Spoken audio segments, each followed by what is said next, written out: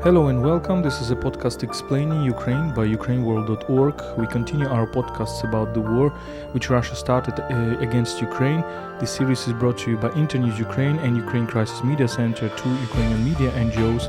My name is Volodymyr Yermolenko. I'm editor-in-chief of UkraineWorld.org.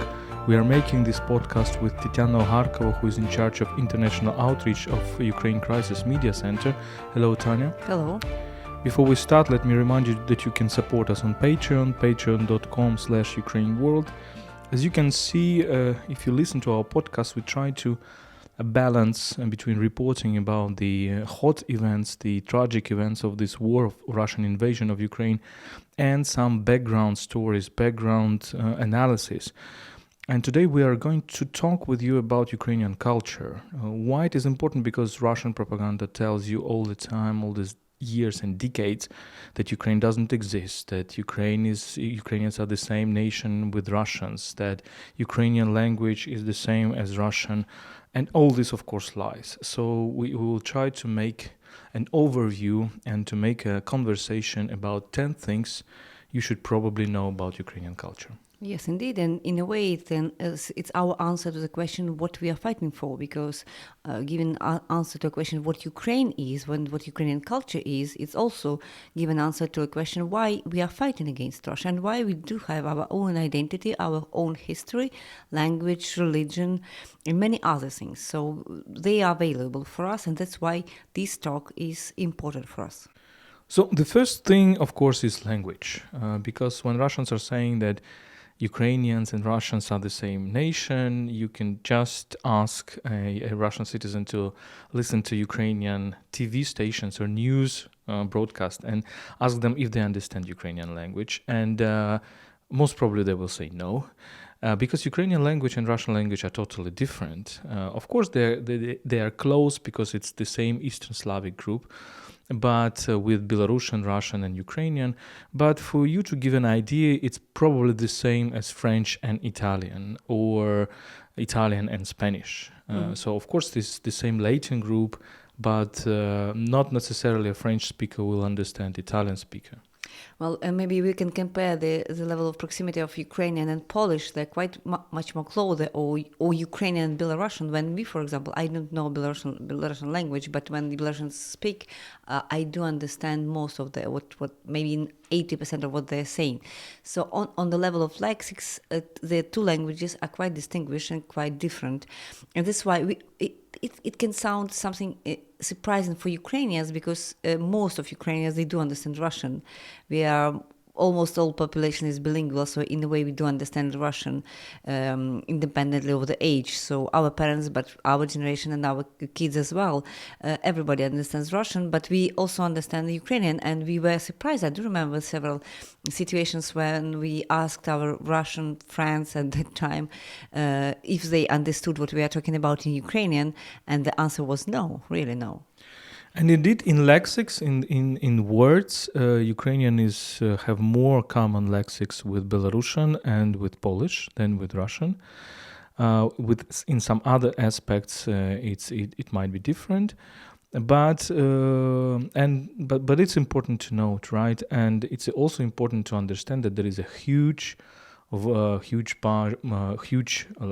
amount of Ukrainian literature, Ukrainian fiction, non-fiction, in Ukrainian language, which basically was forming in early 19th century, the written Ukrainian literature in the Ukrainian language. But it's also very interesting to see Ukrainian literature pre-19th century, which could be in Latin, which could be in Polish, which can be in Old Slavonic or any other languages. So it's also interesting to see this, in total.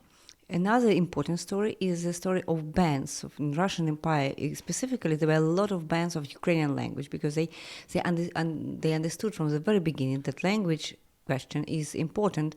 Let us talk maybe about Yemsky, Ems decree, yes. decree which banned Ukrainian from public use in schools, whatever. And It was in 1876. 76, yeah, exactly.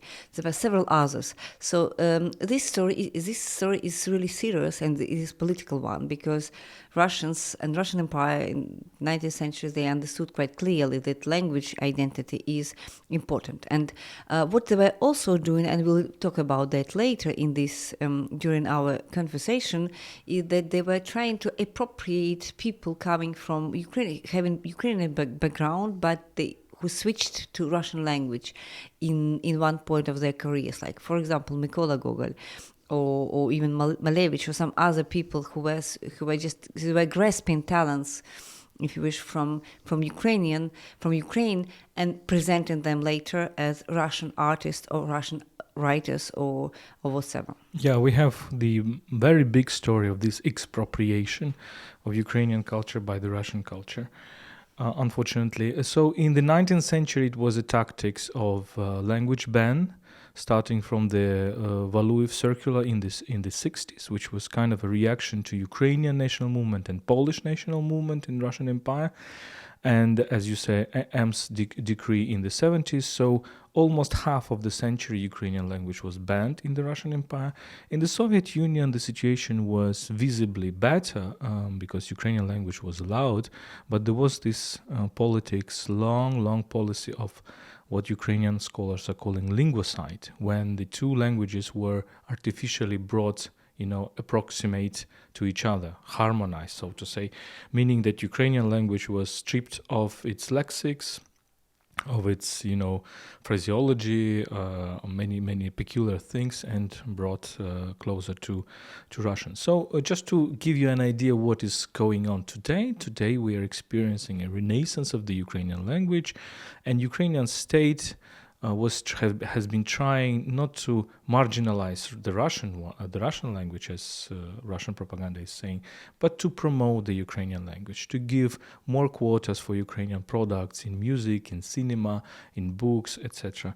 And we see lots of many people who are, shifting to Ukrainian language. Our example is a typical example because we were brought as Russian speakers, and now we are Ukrainian speakers with our family. I think we will consecrate another specific episode of our podcast to the language issue because it's very important. Let's move forward because we will try now to be as brief as possible. Religion, very important thing. Mm-hmm. So on one hand, we see that religion in Ukraine is Orthodox religion, so in a way it's close to Russia. And for Russian Federation, now it's kind of a strong point saying that this is the same faith, it is the same religion. So we are to defend people who have the same faith as we do. And so the question is, and we have problems explaining abroad what's the difference between religious issues in Ukraine and in Russia.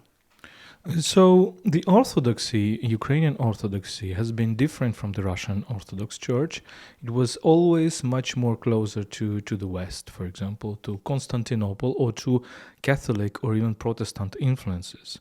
It's important to understand that one of the very important epochs in Ukrainian history, the Baroque, Kiev Baroque, this Mohyla Academy where we teach with Tetyana, the oldest university in Eastern Europe, founded in the 17th century. So to understand this university you should understand that it was a reaction of Orthodox intellectuals against the Catholic Counter-Reformation, but using Catholic means, using the curricula of the Jesuit schools, using the texts of Catholic Church, and even using the polemics in Latin.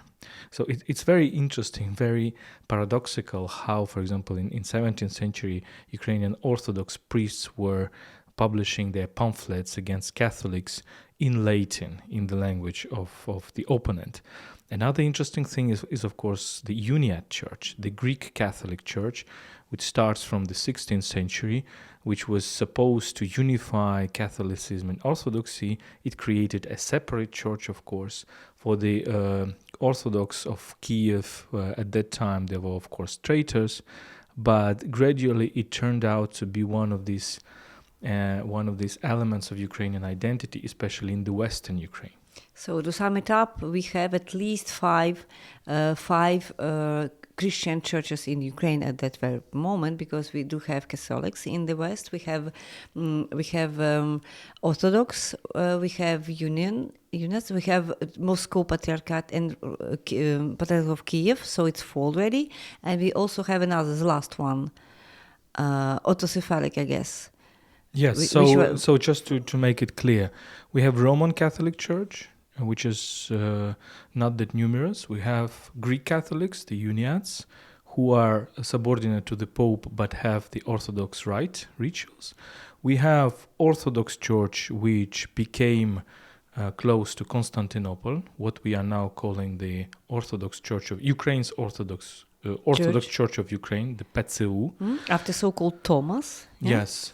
We still have the Orthodox Church linked to Moscow Patriarchy. And the very important event right now, very important trend, is that the faithful of this church increasingly deny their willingness to be with Moscow, because this church, the Ukrainian Orthodox Church of Moscow Patriarchy, was the biggest soft power element, soft power instrument for the Russians. Let us be even more strict here, saying that Moscow was using this church for many years already, at least for 8 years already, just to push the message of the true church, not the true Russian church here in Ukraine. And they were using it literally when, for example, they were placing internally displaced people from Donetsk and Luhansk back in 2014 and 15. It was a place of propaganda, of Russian propaganda. They were saying that the Ukrainians are Nazis and that they're killing people and all this kind of bullshit. So, and today, what is important, you maybe read already in the news in last weeks, that Svetogirsk Lavra in Svetogirsk was shelled by the Russian army.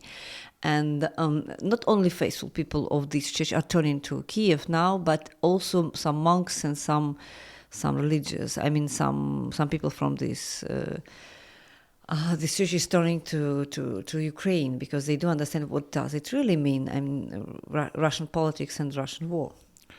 Yes, and of course there are other elements. Protestant churches, very important. And for example, they have been very active in the volunteer movement from 2014. We remember talking to them many times. Of course, Judaism is a very important element, and Jewish culture, both in the Western Ukraine, in central Ukraine, we have multiple synagogues. Of course, it suffered a lot, both during the First World War, during the pogroms here in Eastern Europe, including on Ukrainian territories, and of course during the Holocaust. But today, this kind of this mutual interest between the Jewish culture and Ukrainian culture is very strong, and I hope we will talk about it later. And of course, Muslims. So the Crimean Tatars have become a very important element of Ukrainian political nation since the occupation of Crimea, and therefore the Muslim culture is also very important. Let's move forward.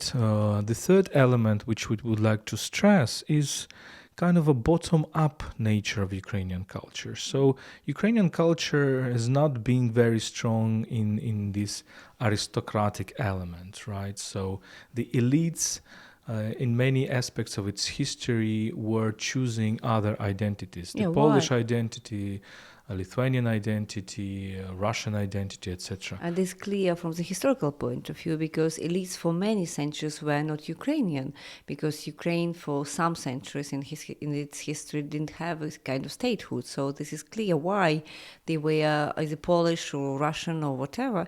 But this is important now, and this is important for modern democracy, because really Ukrainian culture, when we see from the foundation, I mean, talking about people like Taras Shevchenko, who is a real voice from the people. So he was a simple peasant, who was born in a very simple and poor even family, and he became the national founder. So the poet who founded the nation in a way. And this is something outstanding and something not not at all similar to what we see in Russia or in any other European country. So this popular core, this popular, how to say, trend is this link to the popular culture, it's right? linked. Yeah, this is something typical for Ukraine. The constant link to the folkloric culture. And interestingly, we see it in the 19th century, obviously, but we see it now in the 21st century. When you look at Ukrainian music, and at UkraineWorld, we publish several articles on Ukrainian folk music, so you can go to our website and look for the groups, for the music bands.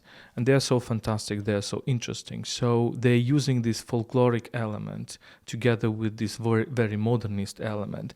And every time when, for example, the foreign powers, primarily Russia, was trying to cut Ukrainian aristocracy, Ukrainian intelligentsia, other to assimilate it or to destroy it, that we have seen in the 19th and the 20th century, somehow this popular element, this bottom-up culture, helped Ukrainian culture to survive and to regenerate. The fourth element is, of course, the European influences. So European influences have been very important for Ukrainian culture for many epochs. We can talk about the ancient Greek, ancient Latin influences. If you go to Ukrainian Baroque, to the philosophers like Skovoroda, you will feel how this big element of Latin culture, like Cicero or Latin rhetorics or ancient ethics, Stoic ethics, were influencing the Ukrainian thinking at the time during the 18th century. If you look at our, texts in the first text one of the first texts in the popular language, it was an attempt to rewrite the Virgil's Aeneid by Ivan Kotlarevsky. So you can imagine that people who were creating this kind of a parody on Virgil's Aeneid were thinking in these terms of, Latin poems or Greek poems. For many of these people of the 19th century who were, regenerating Ukrainian culture, these texts like Virgil or Homer, the Iliad or Odyssey were very important texts. We should always remember this.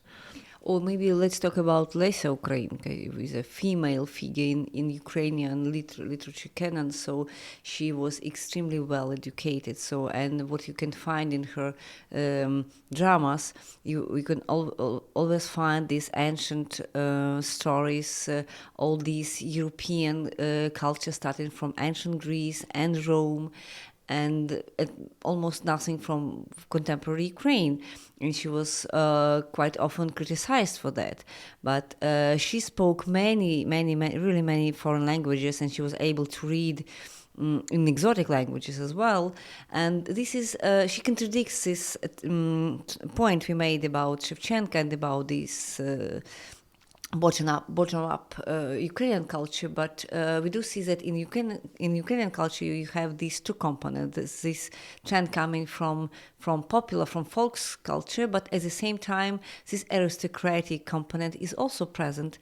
We invite you to read what Lesa Ukrainka wrote. She's extremely important and extremely powerful writer, and a female one. You can difficultly find such a strong figure in any other European literature. So is a female writer who is really one of the founders of modern Ukrainian literature, and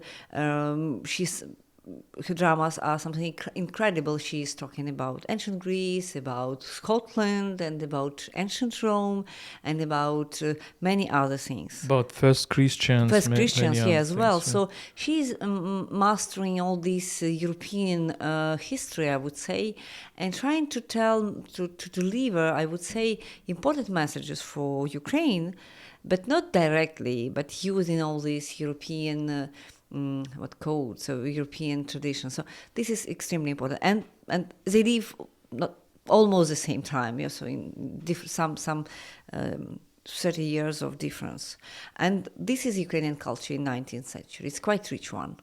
Exactly, and I personally think that Lesa Ukrainka is the biggest, the most genius Ukrainian writer, and it's also very important to have female writer as the top Ukrainian writer. But coming next to our next point, I would say that one of the very particular elements of Ukrainian culture is the very interesting combination between modernity and tradition. So today, in today's world, we see this clash between modernity and tradition, neoconservatism against neo-modernism or neoliberals, etc. In Ukraine, there is this clash. I would say it's also present, but not to such an extent, because all our modernists were at the same time traditionalists. People like Lesia Ukrainko, people like Olga Kobylanska, people like Mikhailo Kotyubinsky, even Taras Shevchenko were modernists, but they were modernizing Ukrainian culture by going deeper into Ukrainian roots. And maybe the way to explain it, that you should distinguish between the form, which could be archaic or more traditional, and function. Function could be modernizing one. So they were using sometimes archaic forms and traditional forms, but they were in the spirit, they were modernizing and moving forward of this culture. This is important. And you can see that in many examples, even in Malevich, who is, we'll talk about him later in this conversation, but Malevich who was using, who is an avant-gardist, so he's the modern of the modern, but at the same time he has extremely deep and important roots in traditional culture. So we are moving to another element, Ukrainian avant-garde of the 1910s, 1920s, the early 20th century. Today, in many museums in which you see the so-called Russian avant-garde, we can assure you that many of these artists are Ukrainians or Belarusians, for example. Of course, some of them are Russians, but Russians, again, they try to expropriate what they had in the Russian Empire and Soviet Union. And let's talk about Malevich. He's maybe an icon of this Russian avant-garde and has been presented as such for many, many decades with his black square, etc., etc. Malevich was born in Kiev, right? And he was he has Polish roots. His family was Catholic. And he's underlined in his text that his identity is Ukrainian one. And when you read his autobiography, written by himself in 1935, if I'm not mistaken, he states that his love for art comes from Ukrainian village and from what he's seen in Ukrainian villages when he was a child. And he was distinguishing between Ukrainian peasants and people from big cities. And this popular folk art, in fact, was maybe the first source of inspiration for him. I mean color, I mean form, and this simplistic form, which was becoming popular due to Fauvism in Paris, and all the things they are linked in Malevich work to popular culture, to folk culture, to culture of Ukrainian village. And he spent 17 years of his first years of his life in Ukraine. Then he moved to Russia, but he never denied this influence, and he even highlighted this influence of Ukrainian colors and Ukrainian culture on what he was doing. We can talk about many other people, for example, Sonia Delaunay, who was born in today's Ukraine, but in Odessa, but spent her life in France and has become one of the leading artists of French avant-garde, together with her husband Robert Delaunay. But she also appreciated these Ukrainian colors very much. Yeah, and what she wrote in her text is that all her colors, we know Sonia Delaunay is known for her colors, for this simultaneism, coming from simultané. And it's about colors and about placing different colors, bright colors, at the same time in the same place. And she wrote in her autobiography that it's also due to Ukrainian, to her souvenirs from her Ukrainian childhood. So this is very important for us. There were also other people, other women, like this Alexandra Ekster and many others. Arhipenko also coming from Ukraine. So what you should know when you go to European museums and you see it sounds Russian and you read Russian avant-garde, so you'd better go to Wikipedia, at least to Wikipedia, to see if he's really or she's really Russian or maybe Ukrainian, because many of them, they are not Russian simply, they are Ukrainians. And they were admitting the Ukrainian origins, and basically many of them, like Malevich, were destroyed, annihilated by Russian Bolshevism. The next element is very important we would like to stress. Is Ukrainian, the leftist element of Ukrainian culture, because there is a stereotype that Ukrainians are nationalists, that there is, far-right movement, etc., etc. Of course, these elements also exist, but you should understand that Ukrainian far-right nationalism is a product of the 30s and the 40s of the 20th century. They kind of, some elements of it has been revived now, but let us remind that far-right parties never, basically in the past years, never entered the parliament. They had about 2% of the vote. But it's important to understand that the very big amount of Ukrainian culture was actually leftist. So people were inspired by these leftist ideas, by the ideas of emancipation of workers and peasants and proletariat, etc. Women as well. So when we talk about such people as Drahomanov, were the key Ukrainian intellectual of the 19th century, such people as Ivan Franko, such people as Lesya Ukrainka that you'd mentioned, and then what we call the executed Renaissance, those people of the 20s who were mostly killed in the 30s.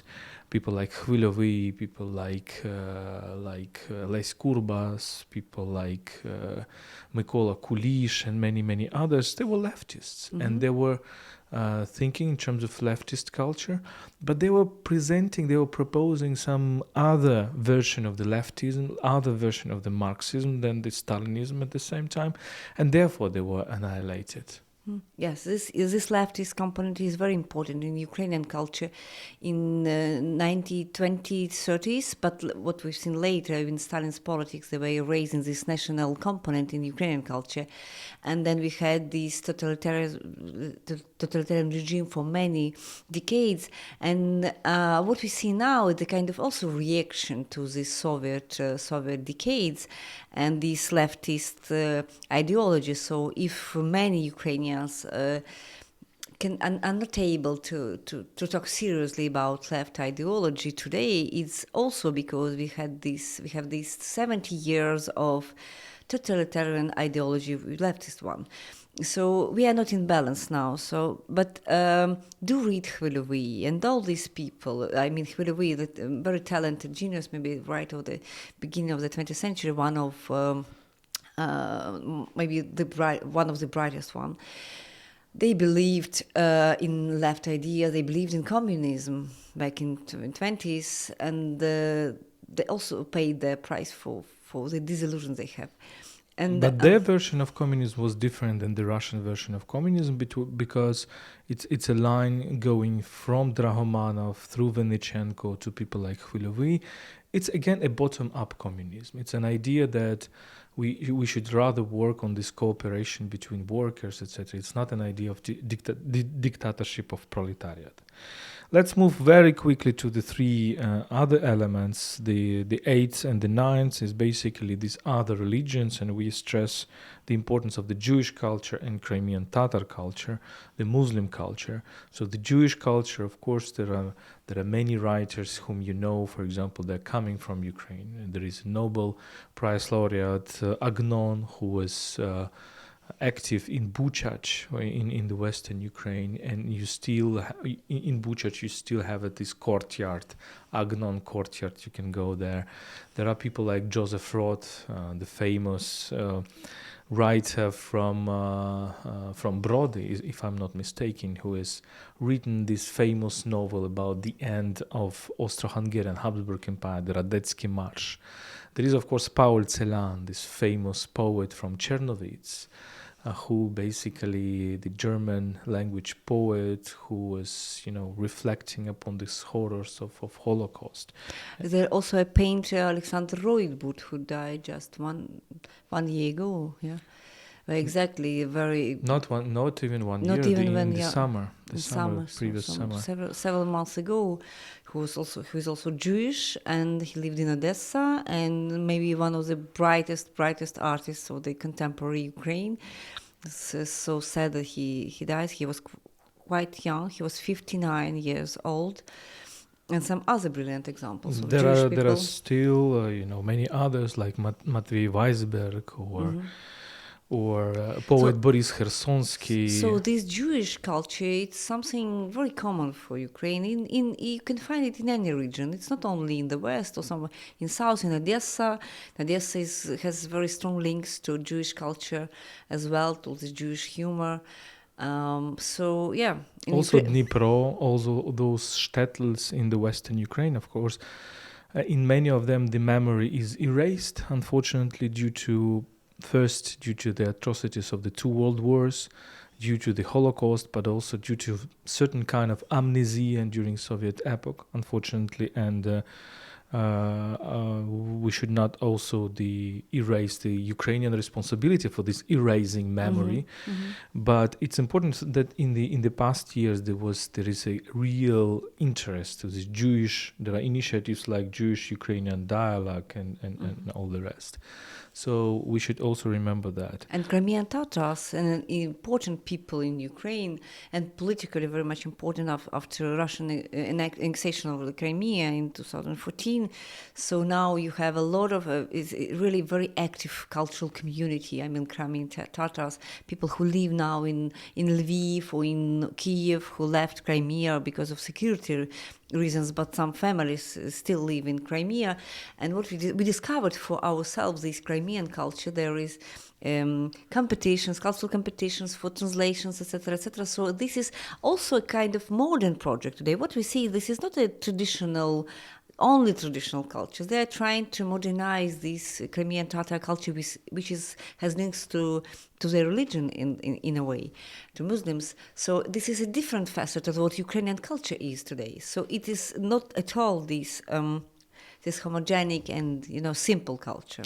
Let me refer to our podcast about Crimean Tatars and Crimea. We made before the war a podcast with Rory Finnin, a brilliant researcher from United Kingdom, from Cambridge. He's heading the Cambridge Ukrainian Studies. So we've talked about his latest book about Crimean Tatar deportation, but also about the multiple links between Crimean Tatar and Ukrainian culture.